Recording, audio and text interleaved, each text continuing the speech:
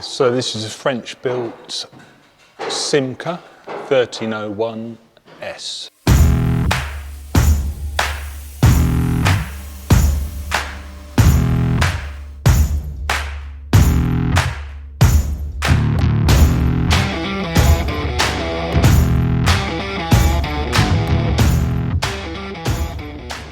Sort of 70s. This car has been in the family since new, I believe. The owner's mum bought the car and has brought it to us to be restored. A lot of the work's already been done. When I came onto the project, first job was the doors. So, with it being a budget French car, it was thrown together a little. But we've tried to make it a sympathetic restoration, not go too perfect, but we put new door skins on. I think 2 of them are original and 2 of them are new old stock. So the guys had taken the skins off and started to repair the frames. We had to do quite a lot of work to the frames because we need to make sure the windows go up and down, slide in the channels, get decent gaps around the top, the sides. This one has stainless steel trim that clips onto this, so we have to make sure we've got clearances and that the door's not going to rub on the paint. You can see with this one I've had to cut sections out and then tweak it so that we get an even gap. This one was quite tight here, it was already touching before we even put... This is where everything's got the silver trim? Yeah, the trim will go up here all the way around the frame. Okay, yeah. Yeah, this one was quite bad, it was touching on here, so I've cut it, pulled it down, welded it back together, make sure the glass goes back in. Yeah. Once we've got that done and we know that the frame's straight and we're happy with the gaps, then I put the door skin back on. Usually tack it in position so that we know the door's not twisted. And then refold all the edges back onto the frame. So when you say tack it, you tack it, line everything up, make sure it's because even with the skin off, the skin gives it quite a lot of rigidity. Yeah. And with the skin off, the frame's still doing this, so you don't want to make, you want to make sure it's not sticking out one end and down here. You need to get it where you want it, put the skin on, just clip it on a couple of times, tack it. Once you're happy with that, you can put it on the bench, turn all the edges round, weld them up onto the frame, and then the gapping begins, finally, to get a nice even gap. It's probably better than it was when the factory, but some of it's a case of chasing it in, some of it's welding onto the edge to bring up the gaps. This particular car had some big gaps in areas, so there was a bit of welding involved, and flushing it off. Was that just because it was support when it was new? Or Yeah, is I mean, just we looked at other pictures of, I mean, there's one car on their catalogue, and you can see there's huge gaps, and they're all like this, but if we were to restore it and then someone go, those door gaps are a bit rubbish, we'll yeah, that's fair we need enough. to make it look good. But we don't want to go too far. We've left a couple of bits that would look factory, so.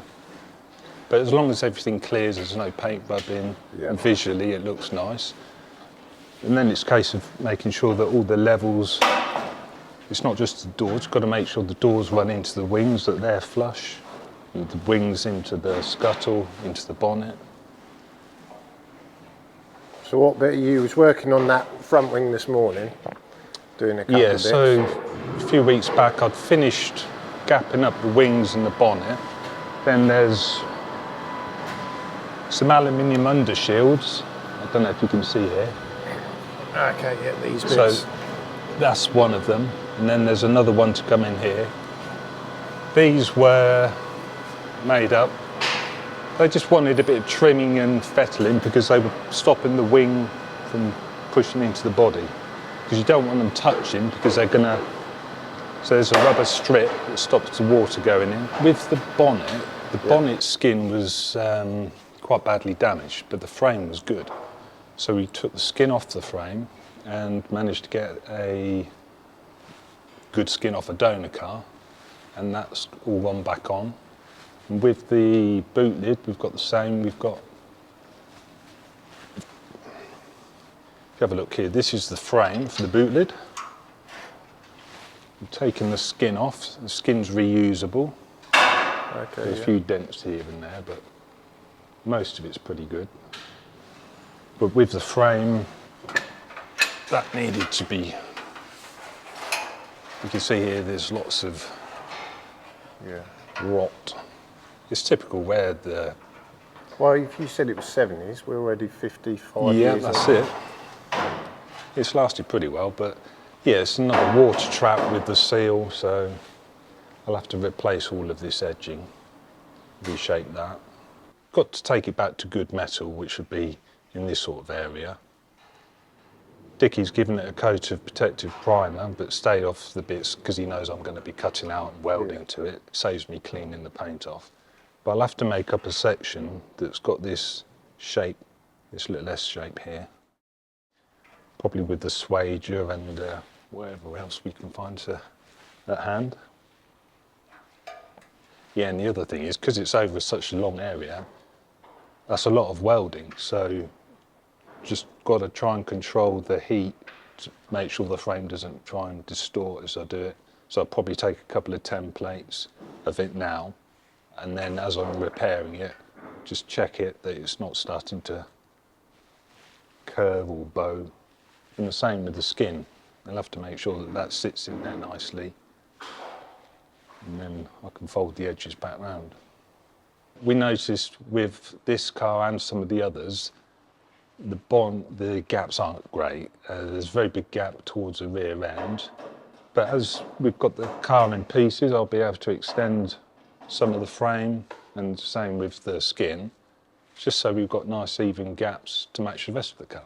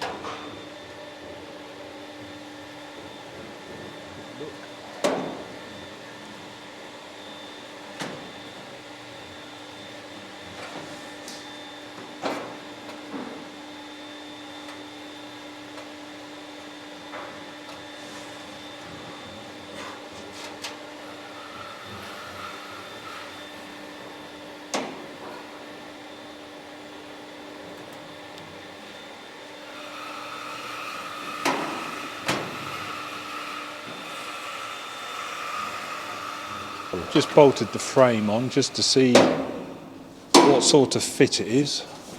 I shall have to put the lock on because it's on torsion spring at the moment, so it's all under tension. But just to give me some idea of the fit, you can see very tight down there.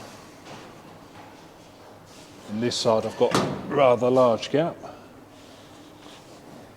so I can just see what adjustment I've got, and then I obviously want to move it over this way.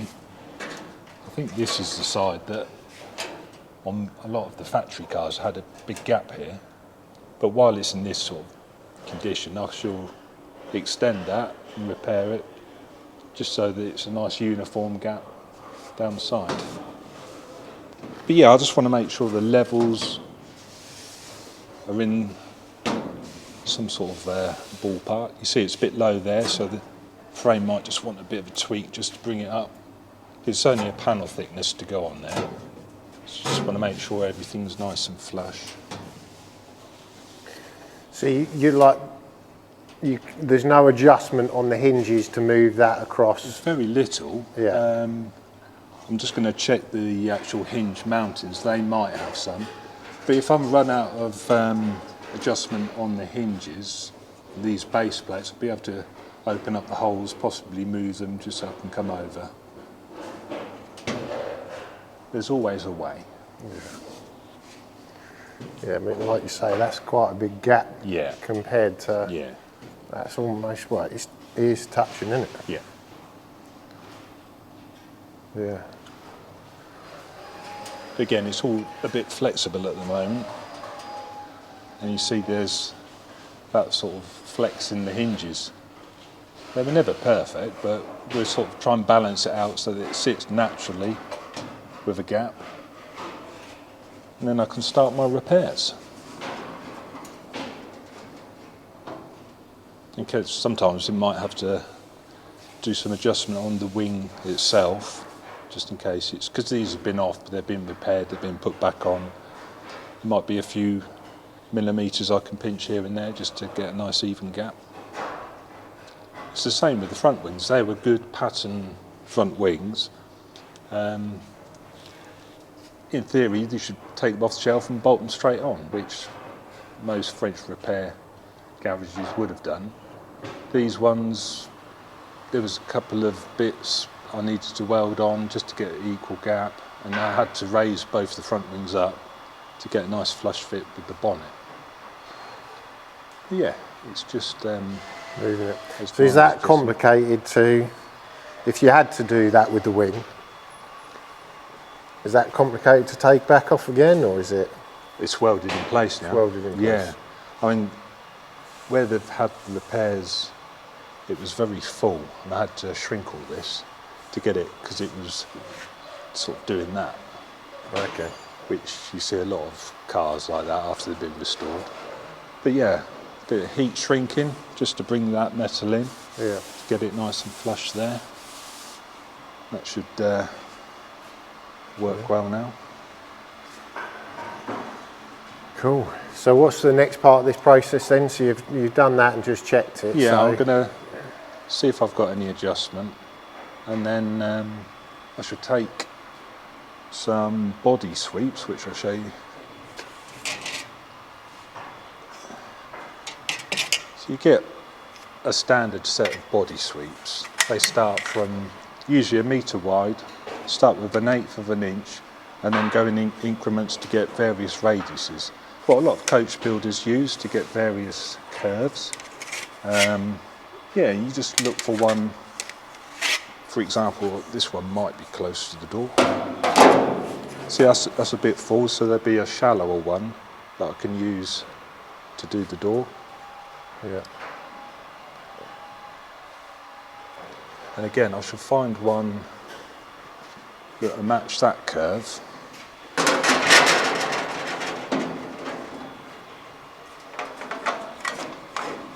So I'll have a look through. So I need a shallower one, but if I can find one that matches that, then I can always refer to the template when I do the repairs, cut the piece out, weld it in, make sure it's always going back to that shape. It's the same with the skin as well.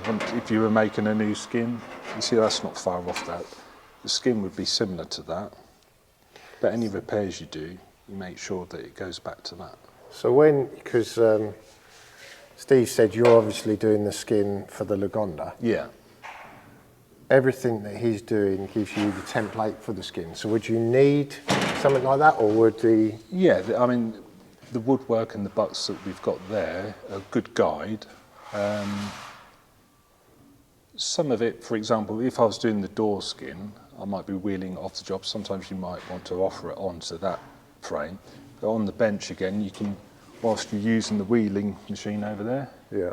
you just want to check it as you're wheeling it now and again, just to see how much shape you're putting in. Okay, that's interesting. So you can use them at the same time. Yeah. Yeah, and when coach builders were producing cars in sort of mass production, like Aston Martin, for example, they might use a number 6 sweep to wheel up a door skin, because they know that all of them are going to be number 6. Fade it into a number 2 at the bottom, and they know that when they rolled the top edge, because it will flatten it out a bit, that it will go to the correct curve. And these have been made up at some point. I inherited them from somewhere. For example, look, that one's a DB6 bonnet. which I think is very similar to this bonnet. Yeah. But yeah, you can see the different curves got there. Usually you find one close to where you want to be, Yeah. but these are all equal curves. So sometimes you might have a wing which have part of that curve in it, but then it might change direction and to have another curve, you know. But they're just guidelines, you know, to help you create a curve.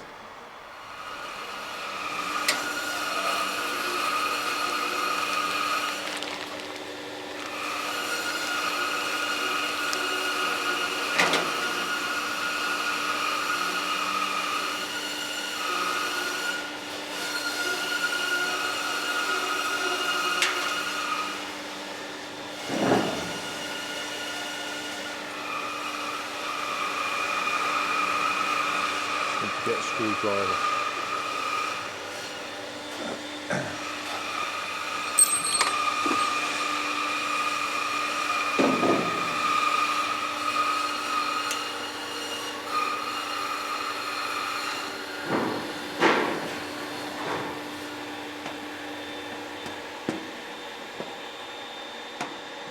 It's a tight fit.